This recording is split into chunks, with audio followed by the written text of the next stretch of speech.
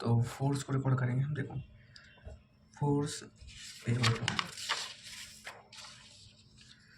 Force हमारे पास दो तरह के फोर्स है, टेंजेंशियल फोर्स और सेंट्रीपिटल फोर्स। तो हम पहले लिख रहे हैं सेंट्री,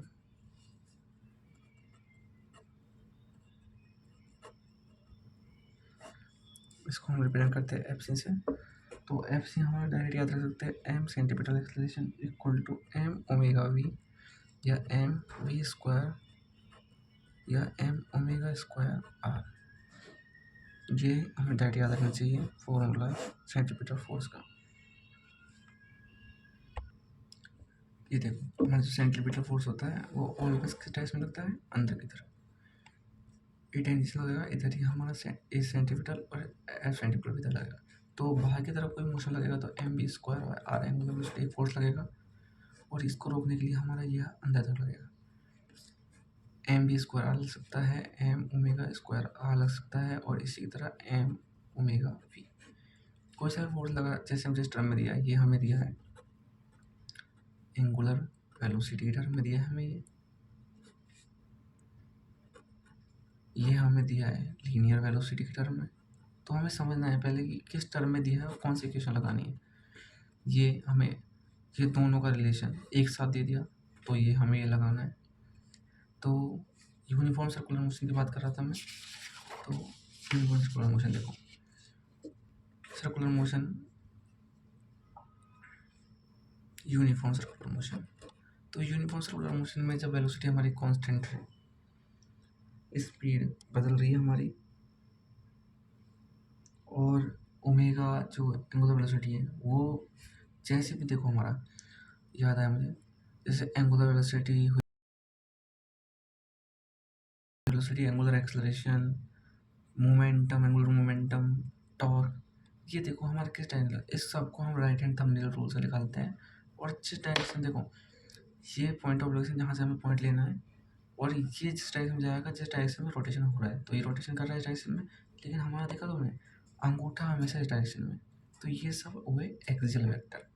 तो जो एंगुलर वेलोसिटी हुआ, एंगुलर, मैं तो लिख भी रहा हूँ, एंगुलर वेलोसिटी और एक्सेलरेशन दोनों, और भी होते हैं, ये दोनों क्या होते हैं, एक्सियल वेक्टर। जो क्या करते हैं हमेशा, जैसे ये मोशन हो रहा है तो हमेशा इस डायरेक्शन, तो इनकी डायरेक्शन तो फिक्स है। तो omega angular acceleration velocity, velocity constant नहीं लेकिन स्पीड हमारी कांस्टेंट है। उसी हिसाब से जब हम काइनेटिक एनर्जी निकालें तो काइनेटिक एनर्जी हमारी कांस्टेंट होगी यूनिफॉर्म सर्कुलर मोशन में, नॉन यूनिफॉर्म सर्कुलर मोशन में वो कांस्टेंट नहीं होगी। उसी तरह का जो अल्फा है, अगर वेलोसिटी कांस्टेंट है, हमने पढ़ा है कि जब वेलोसिटी टी होता है तो वेलोसिटी कांस्टेंट है। एक्सेलरेशन जब वेलोसिटी कांस्टेंट होता है, तो हमने लिखा होता कि नॉन यूनिफॉर्म वेलोसिटी है, तो हम एक्सेलरेशन पहुंच गए, वेलोसिटी जो कांस्टेंट है तो हमारा एक्सेलरेशन जीरो होगा। तो इस केस में अल्फा हमारा तो क्या होता है, जीरो होता है। ऐसे ही जो सेंटीमीटर एक्सेलरेशन होता है, देखो ये सेंटीमीटर इधर गया, ये इधर गया, तो हर मोमेंट पे इसकी डायरेक्शन चेंज हो रही है। तो अल्फा तो कांस्टेंट हमारा इसका, लेकिन वेक्टर चेंज हो रहा है। इसी प्रकार जो हमारा वर्क डन है, देखो यहाँ से चले, घूमते घूमते फिर यहाँ ही आ गए, तो हमारा डिस्प्लेसमेंट क्या होगा, डिस्प्लेसमेंट होगा हमारा जीरो। और जब हमारा वर्क डन निकालते तो हम निकालते हैं वर्क डन डिस्प्लेसमेंट, डिस्प्लेसमेंट ये जीरो, तो वर्क डन कितना आ रहा है, जीरो। और जब वर्क डन पावर क्या होता है, पावर होता है वर्क डन अपॉन टाइम। जब वर्क डन जीरो, टाइम कोई मतलब नहीं करा, तो ये पावर भी जीरो। उसी तरह जब नॉन यूनिफॉर्म मोशन पढ़ते हैं तो उसमें जब देखो वेलोसिटी बदलती है, स्पीड बदलती है, तो काइनेटिक एनर्जी बदलेगी, पावर बदलेगी और फोर्स आएगा, क्योंकि डिस्प्लेसमेंट देखो वर्क डन तो F dot T dot S पूरा सर्कुलर मोशन कवर करेगा तो वर्क डन तो जीरो आएगा। लेकिन अगर किसी फिक्स पॉइंट पे यहाँ से छोड़ा हमने और यहाँ जाके रुक गया तो डिस्प्लेसमेंट कितना हुआ, 2r। तो ये 2r डिस्प्लेसमेंट किया तो वर्क डन कितना हो जाएगा, एफ डॉट एस। तो एस कितना हो जाएगा हमारा 2r, तो वर्क डन आएगा। Work done equal to mg ये निकालना सीखनी है वर्टिकल मोशन में। ओरिजिनल मोशन में हमने सीखा कि फोर्स इधर लगता है, टेंजेंशियल एक्सेलरेशन इधर लगता है। तो अब हम करेंगे इस पर क्वेश्चन। तो मैं क्वेश्चन दे रहा हूँ, क्वेश्चन करो। Stone of mass 2 kg is moving in a horizontal plane. A particle of mass 2 kg is moving in a horizontal plane in a circle.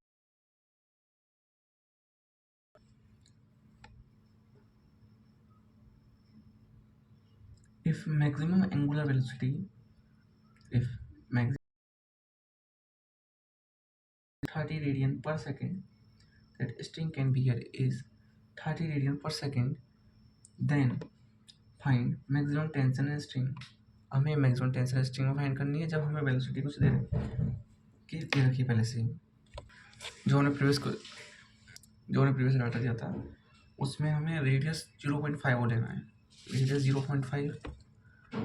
अब हम इसको सॉल्व करते हैं। एक स्टोन है, उसका वेट है 2 kg, उसको रोटेट किया है हमने। तो हमें देखो एंगुलर वेलोसिटी दे रखी है, तो angular velocity equal to M omega square R लगाना है। इधर कुछ फोर्स लगेगा, सर्कुलर रोटेशन मोशन करना, तो इधर टेंशन लगेगी। टेंशन इक्वल टू हो जाएगा एम ओमेगा स्क्वायर आर। सीधा वैल्यू रखना है, 2 kg ओमेगा खुद दे रखा है पहले से, 30 का स्क्वायर इंटू रेडियस में 1/20, मतलब टी इक्वल टू 90 न्यूटन आ गया।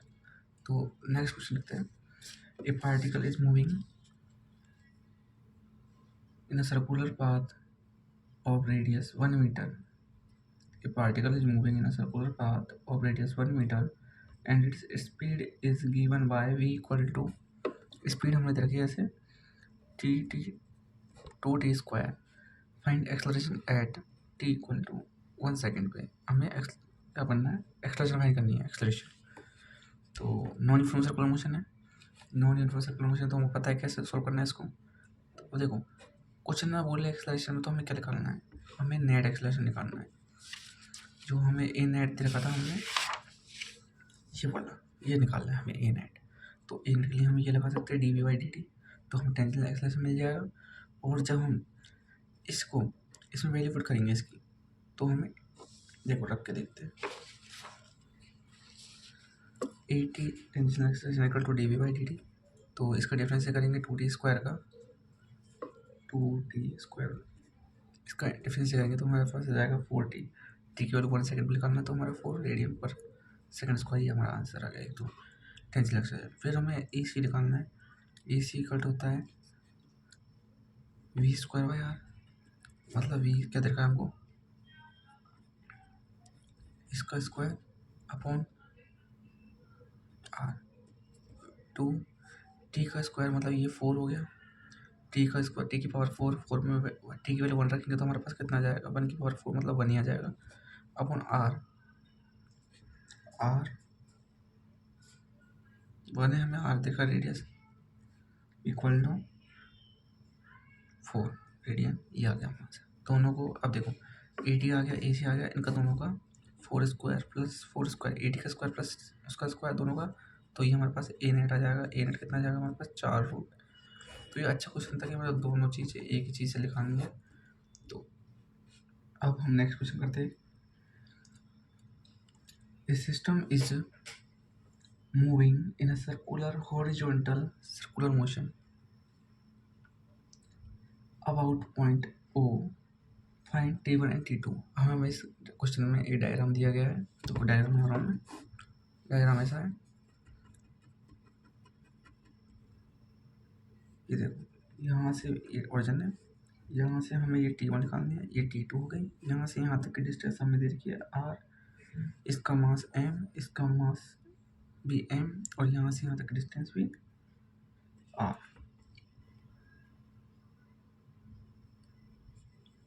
तो इसको आप सॉल्व करो। ये रेडियस हमको R नहीं 2R दी गई है, तो ये 2R लेने हैं आपको। तो इसको सॉल्व करते हैं। देखो यहाँ से यहाँ तक हम निकालते हैं, अदर टेंशन लगेगी एम बी एम। अब देखो हमें इसमें बोला है ऑर्डर ऑफ मोशन ओ, और हमें ओमेगा दिया है, ओमेगा इनका। तो ओमेगा वाला फॉर्मूला लगाते हैं, T2 equal to M omega square R. R दे रखा है हमको, आर हमको यहाँ से लेना है, ये मेन पॉइंट है। आर हमेशा ओरिजिन से लेना है, तो आर 2R, तो T2 equal to 3m omega square R. ये पहली इक्वेशन। T2 हमारा यहाँ से यहाँ तक है, तो T1 के लिए लगाएंगे हम, देखो इधर भी लगेगा इसका और ये भी जुड़ेगा इसमें, क्योंकि टेंशन तो यहाँ से और इसके साथ भी जुड़ेगी ये। तो T1 equal to T2 plus M omega square R. T2 को दर का 3m omega square R plus m omega square R, मतलब 4m ओमेगा स्क्वायर आर। ये तो T1 हमारा हो गया 4m स्क्वायर और T2 equal to 3m omega square. जैसे आपने एक धागा घुमाया हो कभी, तो उसमें क्या होता है, हम जब ऐसे घुमाते हैं तो इधर की तरफ हमारे पास जोर बहुत आता है, और जैसे दूर जाते हैं तो उधर स्मूथनेस आती है, मतलब एकदम से तेज स्पीड आती है। और जैसे उसको छोटा छोटा करते जाते टेंशन बढ़ती जाती है। इसी तरीक़ा से जब टेंशन हम नज़दीक सेंटर की तरफ टेंशन ज़्यादा होती है और उससे दूर टेंशन कम होती है, तो ये हमेशा कम आएगा इससे। तो अगला क्वेश्चन लिखते हैं फिर, एक stone is tied to one end of string 25 centimetre long. A stone is tied to one end of a string 25 centimeter long and is reeled, मतलब WHIRLD घुमाना, in a horizontal circular path with constant speed. If the stone makes 10 revolutions in 50 seconds, if the stone makes 10 revolutions in 50 seconds, then what is the magnitude of acceleration of the stone? हमें acceleration of the stone बताना है, क्या होगा। इस question को करने से पहले हम एक कॉन्सेप्ट समझते हैं।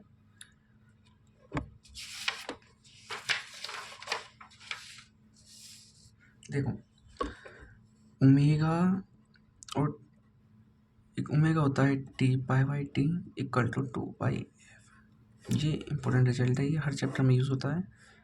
ये देखो ये फ्रीक्वेंसी होती है, फ्रीक्वेंसी की हमें डेफिनेशन पता होना चाहिए। फ्रीक्वेंसी होती है रेवोल्यूशन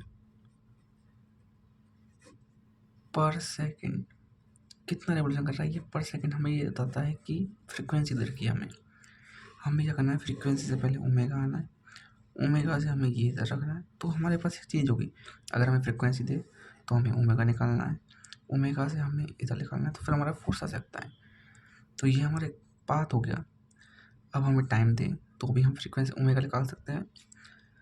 तो इधर से इन दोनों का रिलेशन आता है, time is inversely proportional to frequency. तो फ्रीक्वेंसी की यूनिट क्या होगी, 1/, ये सेकंड, टाइम भी तो सेकंड हो गई, और जब हम फ्रीक्वेंसी लिखते हैं तो इसकी यूनिट हो जाती है 1/सेकंड, मतलब रेवोल्यूशन पर सेकंड।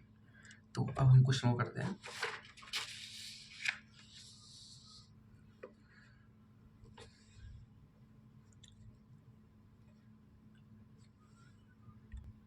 अब देखो हमें एक स्ट्रिंग दी, 25 सेंटीमीटर लॉन्ग वेलोसिटी हमें कांस्टेंट दी है।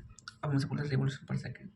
ये पॉइंट आपको याद रखना है कि 10 रेवोल्यूशन पर सेकंड, मतलब 10 रेवोल्यूशन कितने सेकंड में, 50 सेकंड में। तो 1 रेवोल्यूशन कितने सेकंड में होगा, 1 रेवोल्यूशन कितने सेकंड में होगा, रेवोल्यूशन पर सेकंड। तो 1 revolution equal to 50/10 equal to 5 second. Per revolution हमारा कितने सेकंड में होगा, 5 सेकंड में होगा। तो हमारा रेवोल्यूशन पर सेकंड फ्रीक्वेंसी आ गया 5 इक्वल टू फ्रीक्वेंसी, तो ओमेगा इक्वल टू 2π/f 2 ये 5 इक्वल टू 10π हमारा ओमेगा हो गया। अब हमसे पूछा है मैग्नीट्यूड ऑफ एक्सेलरेशन। अब एक्सेलरेशन क्या होता है हमारा, ओमेगा स्क्वायर आर। ये क्वेश्चन आप सॉल्व करना, मैं नेक्स्ट टॉपिक समझा रहा हूँ इसके अलावा, क्योंकि टाइम बहुत ज़्यादा हो जाएगा फिर। सॉरी वो डाटा का लिख लिया था इधर।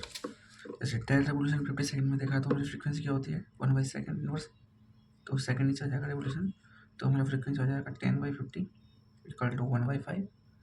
ओमेगा होता है हमारा 2πf इक्वल टू 2π इंटू 1/5, तो ये 2/5 ओमेगा इक्वल टू 2/, ये आ गया हमारा। अब हमारा एक्सप्रेशन क्या आता है ओमेगा स्क्वायर आर, तो ओमेगा इक्वल टू ओमेगा 2/5 का स्क्वायर 2π/5 का स्क्वायर इंटू हमें क्या लेना है वो रेडियस 25 सेंटीमीटर दे रखी है, हम रेडियस सोल्व करते हैं इसको, तो 4 और पाई का स्क्वायर होता है 10, तो 40/5 8 इंटू 25, ये हमारा हो जाएगा 400 सेंटीमीटर। एक्सलेशन पूछा हमसे, तो centimetre radian per second square, इसको ये सेंटीमीटर में इसको मीटर में कन्वर्ट करेंगे तो 4 आ जाएगा, ये आंसर है इसका। तो अब नेक्स्ट टॉपिक समझ रहे हैं हम।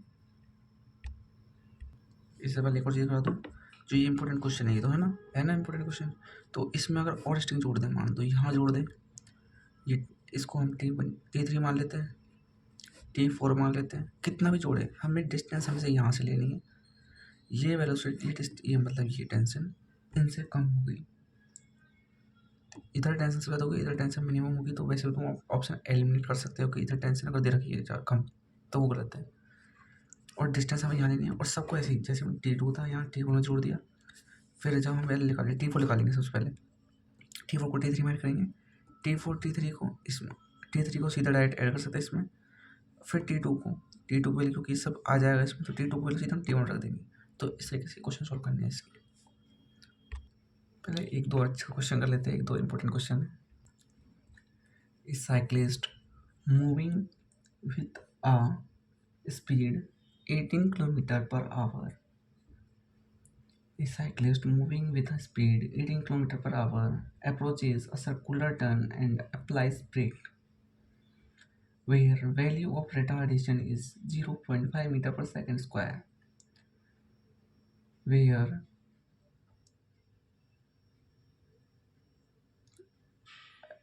दोबारा बोल रहा हूँ question, a cyclist moving with a speed 80 km per hour approaches a circular turn and applies brake, where value of retardation is 0.5 meter per second square.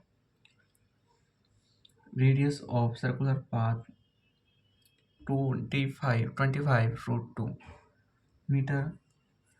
Find net acceleration. तो acceleration क्या होगा, net acceleration क्या होगा इस part का, तो हम solve कर रहे हैं। देखो हमें क्वेश्चन में दिया है velocity equal to 18 kilometre per hour, इसको चेंज करना है हमें, तो 18 into 5/18 equal to 5 metre per second, हमें सेकंड में आ गए। मैंने पहले आपसे बोला था कि रिटार्डेशन बोले तो हमें टेंजेंशियल एक्सेलरेशन दे रखा है, तो 80 इक्वल टू हमारा 0.5 हो गया, इसको मतलब 1/2 रेडियन पर सेकंड स्क्वायर। और नेट एक्सेलरेशन निकालना है हमें, तो 80 equal to √80 square plus AC square. अब हमें AC स्क्वायर निकालना है, तो AC स्क्वायर के हमें फॉर्मूले याद होना चाहिए, तो हमें जब वेलोसिटी दी है तो वेलोसिटी निकालने के लिए हम लगा सकते हैं V²R। V हमारा 5 का स्क्वायर 25 अपन R रेडियस देखिए हमको उसकी सर्कुलर पाथ की 1/√2, तो यहाँ से आ गया टेंजेंशियल एक्सेलरेशन 1/√2।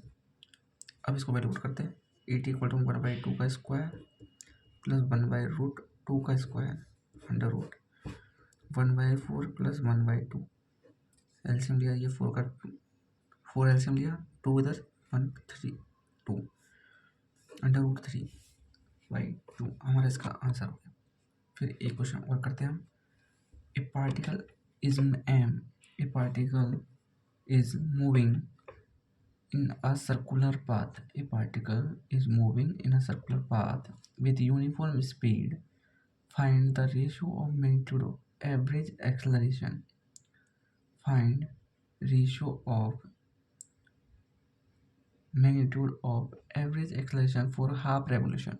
नोट्स करना half revolution and magnitude of instantaneous acceleration, और magnitude of instantaneous acceleration का रेशियो क्या होगा, तो हम इसको सॉल्व करते हैं। जैसे देखो शुरू में पार्टिकल यहाँ पे इसकी वेलोसिटी होगी, हाफ रेवोल्यूशन चला तो उसकी वेलोसिटी इस डायरेक्शन में होगी, तो वी फाइनल माइनस इनिशियल कर लेते हैं, एवरेज निकालना है हमें, तो V J cap final minus J cap और माइनस ये हमारा हो गया V J cap V minus initial upon. अब देखो हमें टाइम नहीं दिया है लेकिन हमें डिस्टेंस दिया है कि आधा सर्कल था। आधा सर्कल में कितनी डिस्टेंस कवर की उसने 2πr। ये डिस्प्लेसमेंट है 2r, डिस्टेंस है 2πr, वेलोसिटी v। तो एस इक्वल टू मतलब time equal to distance upon velocity. Distance हमारा चला आधा सर्कल था, pi r distance, pi are upon velocity v। तो इसको हम सॉल्व करते हैं तो हमारा कितना आता है 2v। इसका जे कैप आई कैप जे कैप है तो उसका मैग्नीट्यूड आ जाएगा वी स्क्वायर यूज मतलब ए स्क्वायर प्लस बी स्क्वायर। तो मैग्नीट्यूड क्या है इसका, तो हमारे पास देखो इसका मैग्नीट्यूड किया हमने तो हमारे पास आ गया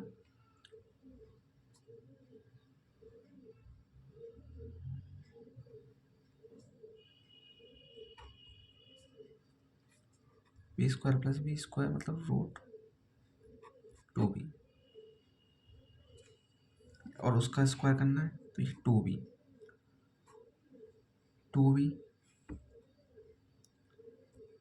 अपॉन 2πr अपॉन v। ये हो गया, ये भी ऊपर जाएगा 2 से 2 गया, ये आ जाएगा हमारे पास बी स्क्वायर अपॉन पाई और रेडियस r। तो इधर से जो एवरेज आएगा वो हमारा आया वी स्क्वायर बाय आर। और टेंजेंशियल एक्सेलरेशन होता है हमारा मतलब एवरेज कितना है हमारा 2v square upon pi are. फिर जो इंस्टेंटेनियस एक्सेलरेशन है वो हमारे पास आया, क्योंकि वो क्या होता है V square by R instantaneous है। अब दोनों को एवरेज लेते हैं तो 2v square by pi are upon V square upon R. R से आर गया, वी से वी स्क्वायर गया तो इक्वल टू हमारा आंसर आएगा 2π। ये हमारा इंस्टेंटेनियस आंसर आएगा। दूसरे का एक और क्वेश्चन है, a particle starts from rest due to tangential acceleration. A particle starts from rest due to tangential acceleration of fixed magnitude when it's complete. Of fixed magnitude when it's complete 2 revolution, then its speed become 80 metre per second. उसकी speed क्या होगी 80 metre per second. तो फिर हम लोग क्या करना है, हमें टेंजेंशियल एक्सेलरेशन करना है तो क्या एक्सेलरेशन होगी और हमें रेडियस दी है सर्कल की 20/π।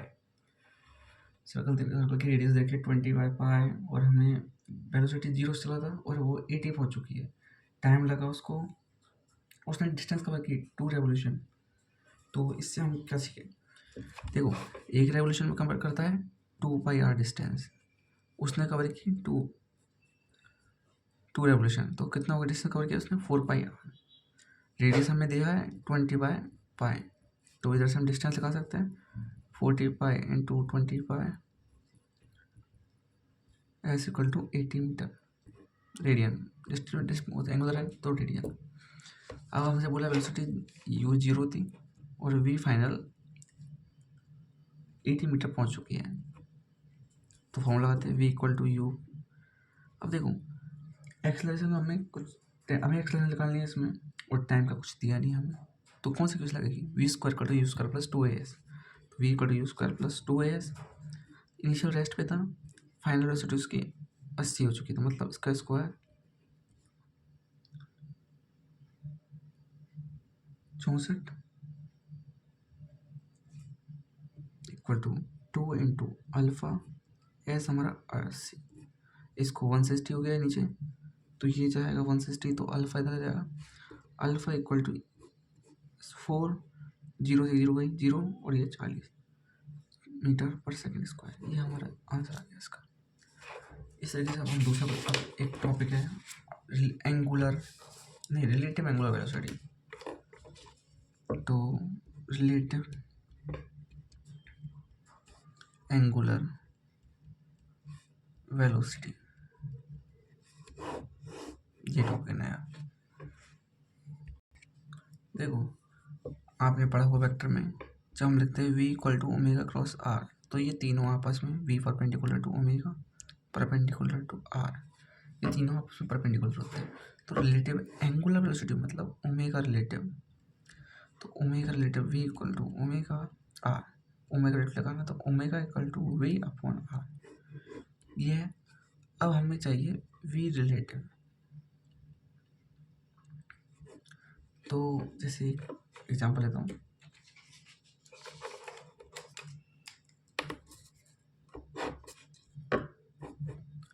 ये एक पार्टिकल है, उसकी वेलोसिटी इधर देखिए मान लो v2, इधर देखिए v1, ये डिस्टेंस है r, इससे परपेंडिकुलर डिस्टेंस चाहिए हमें, तो ये परपेंडिकुलर वेलोसिटी होगी, इधर थीटा, इधर theta 1 theta 2।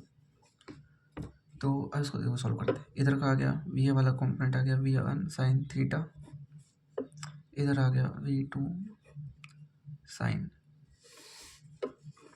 Theta, v1 sine theta v2 sine theta, दोनों पीछे डिस्टेंस r, ओमेगा निकालना है तो v रिलेटिव।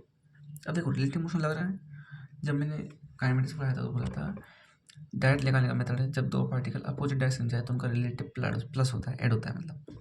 तो इसका ऐड करते हैं, omega relative equal to v1 sine theta 1 plus v2 sine theta 2 plus 2 upon इन दोनों के बीच की रेडियस, ये हमारा होता है रिलेटिव एंगुलर वेलोसिटी। अब इसमें एक इम्पोर्टेंट पॉइंट है, वैसे तो रोटेशन में आएगा लेकिन मैं इधर भी लिखवा देता हूँ, लिखो इन आ, लिख देता हूँ, मैं लिख देता हूँ, in a rigid body angular relative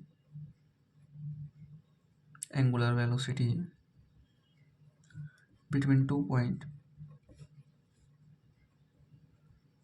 is same. ये नोट है कि इसको समझाता हूँ मैं आपको, जैसे देखो ये एक सर्कल है, इधर मान लो पार्टिकल ए है, इधर बी है, ये इधर सी है।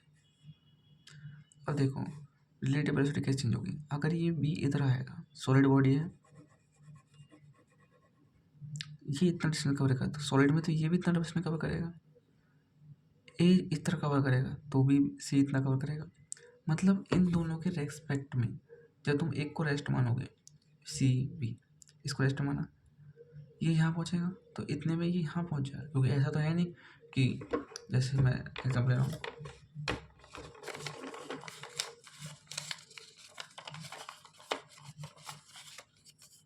देखो इसको पकड़ा, अब ये तो है नहीं कि इधर वाला कोना आ जाएगा और ऐसे मुड़ जाएगा, ऐसे नहीं होगा, दोनों साथ साथ चलेंगे। तो जितना ये इस डायरेक्शन में इतना ये, देखो दोनों डिस्टेंस सेम कम करेंगे, तो एक रिजिड बॉडी में विथ रेस्पेक्ट टू अदर दोनों की पोजीशन चेंज नहीं होगी, relative angular velocity does not changes, ये हो गया। अब ये इस पे क्वेश्चन है अच्छे, तो एक क्वेश्चन लिख रहा हूँ मैं, इसको आप करिए सॉल्व। पार्टिकल इधर वेलोसिटी दी कि हमको 10 मीटर पर सेकेंड, इधर से एंगल बनाना है 30, तो ओमेगा रिलेटिव क्या होगी विद मतलब जैसे कि बोलते हैं ओमेगा, ये 0.1 ये 2, तो इसको पी मान लो, इसको ओ मान लो, इसको पी मान लो, इसको ओ ओरिजिन मान लो, तो ये लिखा है हमें क्या होगा, मैं सॉल्व कर रहा हूँ इसको। डिस्टेंस हमें दी है इसके बीच में 5 मीटर पर सेकेंड, 5 मीटर, तो omega relative equal to V relative इसका परपेंडिकुलर होना चाहिए, तो वी साइन ये कंपोनेंट साइन थीटा, 30 वाला 5√3 नहीं 30 वाला 5√3 ये 5, तो 5 प्लस इसकी तो 0 है, डिस्टेंस दोनों के बीच में तो 1 मीटर पर सेकेंड या रेडियन मीटर पर सेकेंड कुछ भी बोल सकते हो आप। ऐसा ही एक अगला क्वेश्चन है, 8 मीटर पर सेकेंड हमें इधर दे रखा है, 30 डिग्री थीटा दे रखा है, 10 मीटर की डिस्टेंस है बीच में, 60 मीटर पर सेकेंड इधर जा रहा है और इधर 30 एंगल इधर भी मेरा मेक कर रहा है। ये पॉइंट है ए और ये पॉइंट है बी, तो हमें बताना है ओमेगा बी ए। मैं इसको सोल्व कर रहा हूँ, आप सोल्व कीजिए जब तक। ये वाला कंपोनेंट हो जाएगा 4 मीटर पर सेकेंड, इधर वाला कंपोनेंट हो जाएगा इसका 3 मीटर पर सेकेंड, और ओमेगा रिलेटिव इक्वल टू होता है अपोजिट डायरेक्शन जा रहे तो 4 + 3/10 0.7। ये आप सोल्व करो, हो जाएगा यहाँ पे अच्छे से सोल्व। फिर अब इसके बाद आते हैं हम अलग टॉपिक है, तो आज इतना ही ख़त्म करते हैं, फिर अगले वीडियो में फिर मिलते हैं। अभी इस लेक्चर को मुश्किल से 3 लेक्चर और लगेंगे इस चैप्टर ख़त्म होने में, और आराम से चैप्टर ख़त्म हो जाएगा।